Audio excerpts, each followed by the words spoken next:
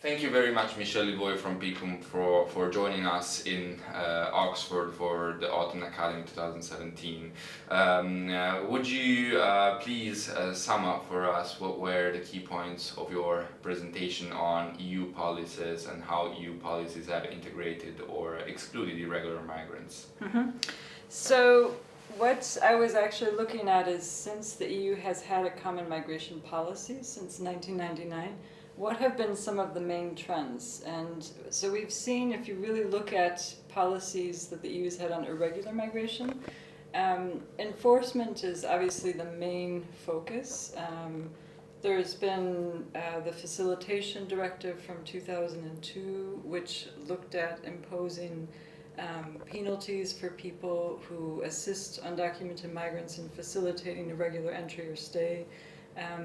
The Returns Directive from 2009 looked at setting standards in the return procedure. So we have, and then obviously a number of other policy developments on border controls, Frontex, etc.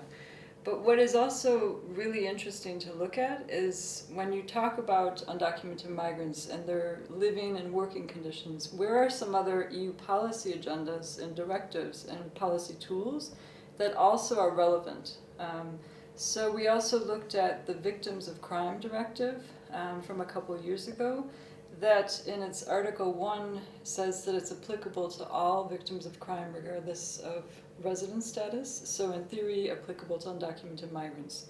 The Employer Sanctions Directive, also from a couple of years ago, refers to, in a couple of articles, the possibility that undocumented workers who are exploited can get back wages and can also file a complaint to an authority with assistance from an NGO or from a trade union if they have been exploited.